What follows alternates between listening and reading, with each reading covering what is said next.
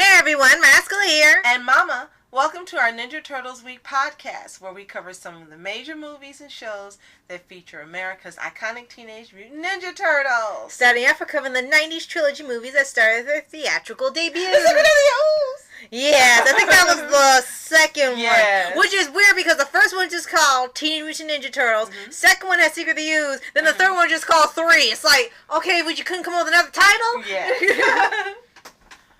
So, I actually own all 3 of these movies and the bonus 2007 one in a little pack you got for me for my birthday one year. Yes. So, you're able to watch all 3 in one day. Yes. But I think I saw the first one quite a while ago. Yeah, well, it's like when we still had Blockbuster. and then I bought it. And then we bought it, but then they gave us the wrong disc. We were supposed to get some 80s series, and then we got this movie, so we ended up seeing a little bit by accident again. No, I was laughing because I remember Bennett Dudley had said once he remembered when he and his dad would go rent movies at Blockbuster. That's why I started laughing, going, Bennett, oh my gosh. Yeah, so it's when you still had Blockbuster, and you were able to get what you wanted literally on demand just by walking in, paying some money down, and taking it out with you. For little kids that are watching now. And Blockbuster is really sorely missed by me because there was just so much selection at your fingertips. And also, if they didn't have it, you could request it and they could find it. So, R.I.P. Blockbuster. But thank you for having this stuff that we were able to purchase at the closeout sale. Right. We got a whole lot of things that we never would have gotten for real cheap. So, as I digress, yes, when Blockbuster was still here. Yes. And if you can see, when we online last night, even though these movies, they're like, oh, I love this movie, I remember this movie, everyone's seen the movie no matter what. Someone has seen this movie. And, of course, this one was definitely more comedy. It was taking from the early...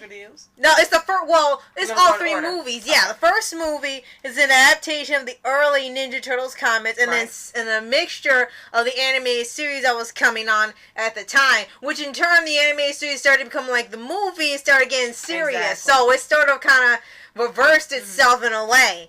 It's like the MCU universe. Ooh! Yes, it is. Remember... When you see the older animation, they didn't look anything like the actors, but once the MCU universe took off, then they suddenly had the animated actors looking like the actual actors portraying them in the theatrical movie. Right. So same thing. And here for the Turtles, they actually had puppeteers this time around with the help of the Jim Henson's Creature costume shop. And this was one of his last films before he passed away, so unfortunately he wasn't able to see the next 2 sequels, but he did get to help out a lot on the first movie's costumes. So they just pretty much had the people in the suits, and then someone else they had to have...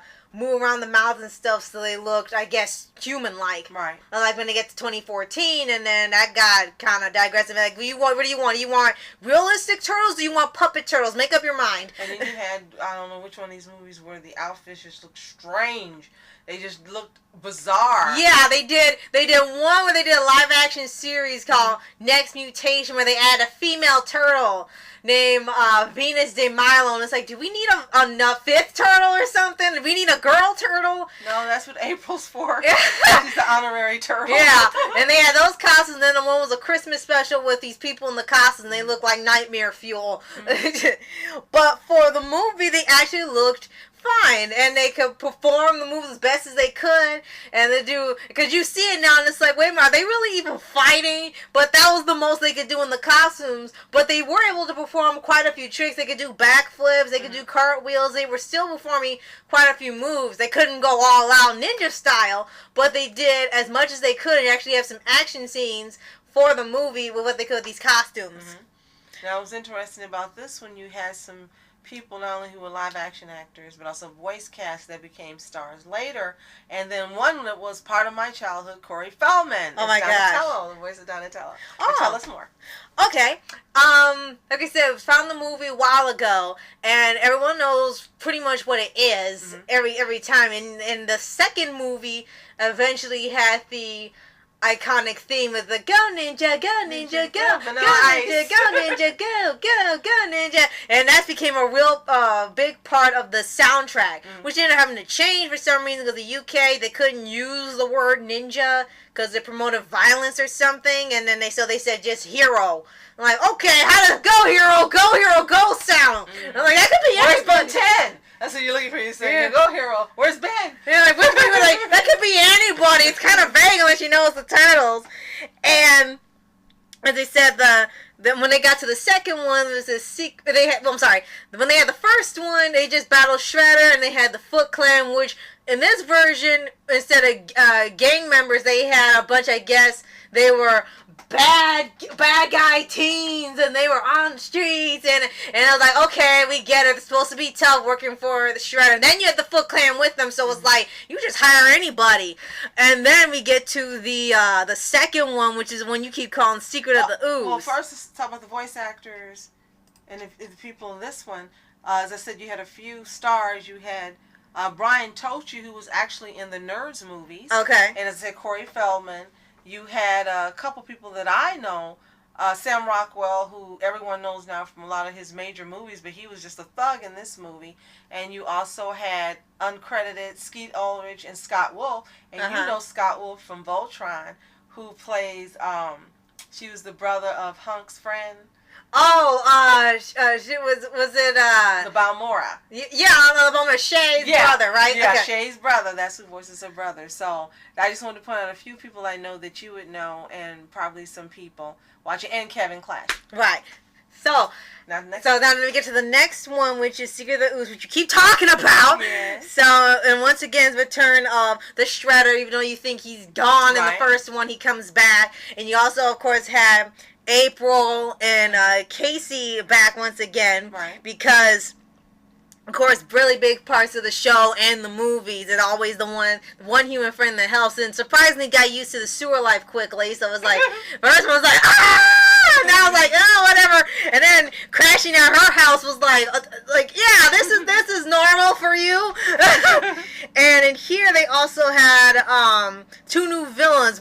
I thought originally they were gonna have Bebop and Rocksteady, but they had one called Toka and Razar, which were just two more mutants, but they were kind of brainless. I know the other two were too, but they could at least carry out orders. These were just kind of like just mindless zombies or something that they just told them to just attack them and that's it. Right.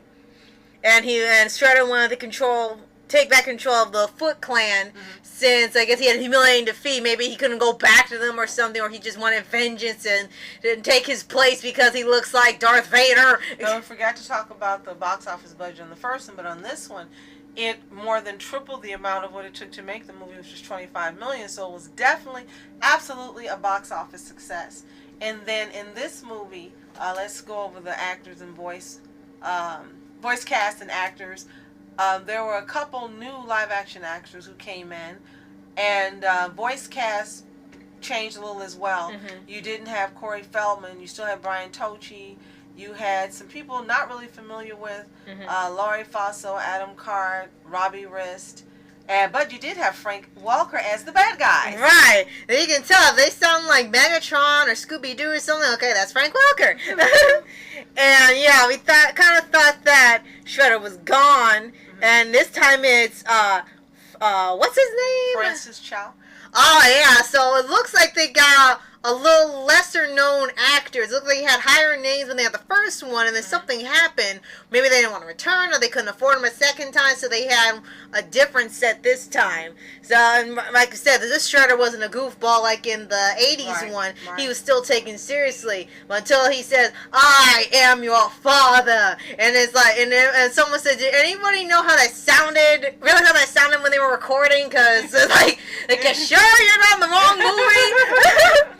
And here, he wants to use the Ooze on pretty much anybody, because that's the source of them becoming the Ninja Turtles and Splinter being mutated in this version. Right. So if he uses that, and he can make his own mutant army and just have, I guess, unstoppable foot soldiers, which they actually do in one of the, I think the 2003 series they tried that. So they did adapt from this movie as well.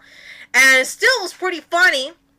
all throughout the time, and he had a little bit of action scenes. You had this new kid with them that is totally fine seeing giant walking fighting turtles. Right. He was like pretty used to it after like the first 5 minutes. Like, oh yeah, these guys are cool. It's like, you must see a lot of crap in New York to get over this that quickly. Because now in New York it's like, I'll fight them. No one's scared of anything now. So this was like the beginning of it. Right. It was ahead of its time. Right. And then you had the third movie, which is just called Teenage Mutant Ninja Turtles 3. And this was the last one in the series. And apparently it looks like it started going down in reviews and in box office. Yeah, because it was $21 million to make it, and it made 42. At least it doubled what it got. Not triple, but at least it made double what it took to earn. So it still was considered a success. It's kind of like the Transformer movies. Yeah. You could see the difference, but still, monetarily, they were successes. Right. And more doubling and tripling. Right. So in this one, they end up traveling back in time to feudal Japan, where there seems to be a sort of war going on in this small village. Now, I did like the artwork for the case for this one. Yeah. It actually looked pretty good. It makes me think of the Texas Rangers. Right. I know it's not, but that's what it reminds me of when you look at it. Turtle Rangers. Right. And here, April sent back in time, but accidentally switched places with I guess some warriors. Somehow they ended up switching places in time, and they think she's some lost princess, and then they end up this prince take back his village, and this evil guy, it's not Shredder.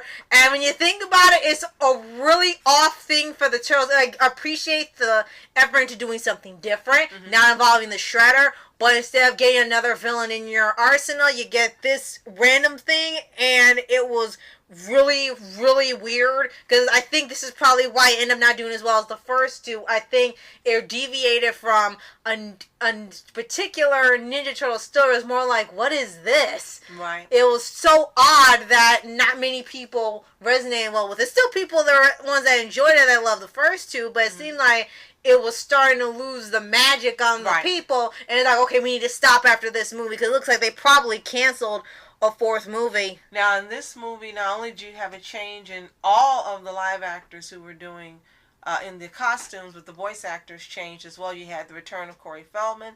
You still have Brian Tochi, who stayed for all three.